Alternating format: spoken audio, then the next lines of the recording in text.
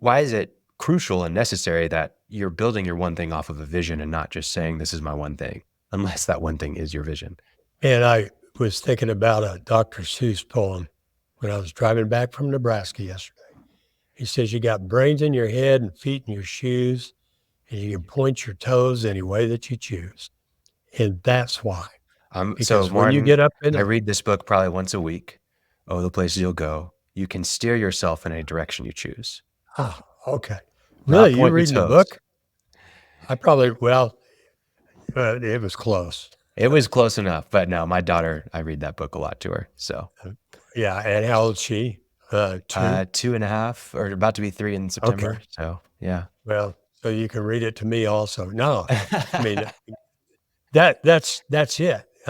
I was going to say, when you block off your Friday afternoon, you were talking about doing that and what you're doing.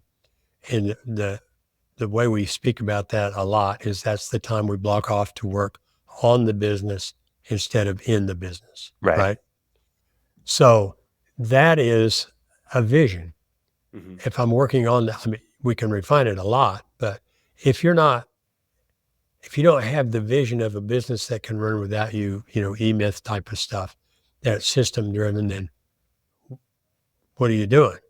But if you've determined that I need to work on my business to make it better and make it run without me, that is a vision. And all of a sudden that gives you a whole lot of activities that are different than if you're just you and the guy with you and your helper in a pickup truck. So all Right. you're worried about there is getting the job done. Yeah.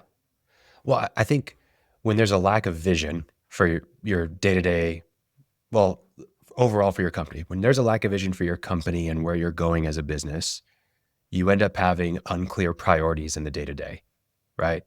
And when you have unclear priorities, you end up doing reactive work. You're just looking for your email for the next thing of what to do. You're waiting for the phone call to dictate whether you're going to start, the next project or what your next action item is. And so it's just reactive, and there's nothing that is proactive about where you want to go. And then because of that, you also fall into this perfectionism of like, you only have so much on your plate and you're going to do whatever you can to make it as perfect as possible. And then you don't delegate because, one, there's no clear priorities of what you should be delegating and what you should be doing yourself, but also you're trying to make it so perfect that you never hand it off to somebody else because you worry they're not going to do it as well as you. And so then you just get in this mindset of like, okay, I'm stuck where I'm at, and you have so much anxiety about where you're at because it's not really going anywhere. I was watching a movie just recently about golf, and there's basically the guy gives the analogy that you just have to keep your eye on the flag, and you've got to know where you're going and just stay with it, not just in golf, but in life. And if you don't keep your eye on the flag, you're going to make bad decisions. Yeah. You may pull out driver and go 250 yards the wrong way when you should just be staying on the flag and hitting a pitching wedge or whatever, right? So, I just think with the one thing, if you don't have that vision, it really sets in order a really poor decision-making process for most people, at least an unclear decision-making process. Whereas if you do have that flag, if you do have that vision, you can make a better decision process about where you're going, right? Yeah, and that's universally the first thing I work with when I work with clients. Yeah. Most do not come in with a clear vision, and that's our one thing is we have to figure that out. It doesn't have to be some lofty goal. It has to be something like a business that can work without me, or less stress, more free time, more money, whatever it is. But it has to be something we can actually work toward and measure our progress toward.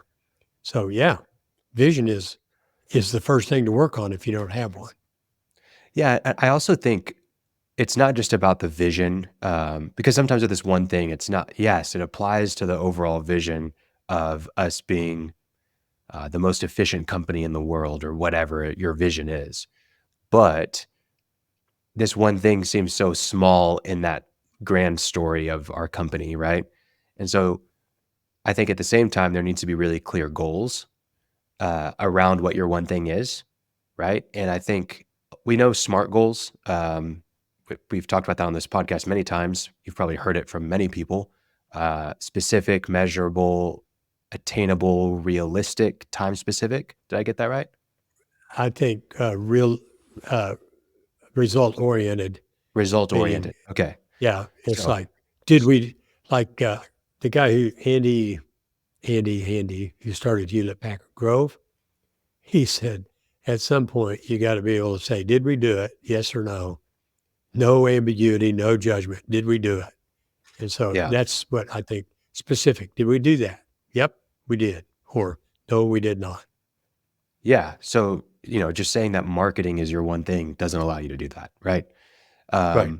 But having something that is results oriented, having something that's smart. And there's another acronym that I learned recently, FAST goals, where it's frequent, ambitious, specific, and transparent. I really like the frequent of just like you're always thinking about it. You have it written down, you're looking at it regularly, you're reviewing it regularly. And then the transparent aspect of letting people know exactly what the goal is, letting them know what your one thing is, giving them updates, complete transparency about what the focus is, I think is extremely valuable to a team, but because it gives everybody direction and an understanding. But I think what that brings is accountability.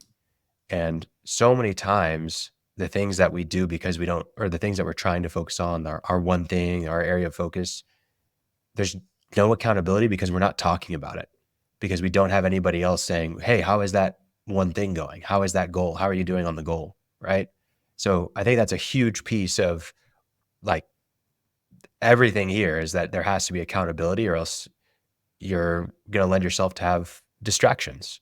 Oh, well, It's we got this new client, or this new project, or hey, something's going on with family, or I saw that, this fire came up. And so I'm focusing my energy on that. And so without that accountability, you're going to lend yourself to distraction. it was kind of funny you mentioned that. I was talking to one of my clients last week, and I don't know whether the story actually happened in my presence a number of years ago or if I read about it, but I've never forgotten it. The guy was saying, whenever his boss gave him instructions, I said, well, what do you do? He said, I do nothing. Hey, what do you mean you do nothing? He said, just that. I do nothing. And if he asks me again, I go, oh my gosh, I'll get on it. But usually he doesn't ever even ask me again. And the reason I do nothing is because he's always coming up with the one things, good, great ideas, but they're just the whim of the day. And then he sets me in motion doing a bunch of work, and he never wants to see it. He doesn't remember telling me. So my mechanism is I do nothing. He asks Mm, me again, I make my apologies, and I go do it. But usually he doesn't ever even ask. I thought that was a pretty good story. yeah. I mean, I bet that happens Pretty all the bad, actually. Yeah. well, no, but it's real. I think that Yeah. I've probably done that many times where I just throw out hey, we need to work on this, or, whatever. And I'm sure the team's like, yeah, we need to work on that. Okay. Yeah. Yeah. We'll get back to you on that if you bring it up again. Yeah. Well, I think it's not just with one thing in the business, but even as a business, I think there's value in one thing.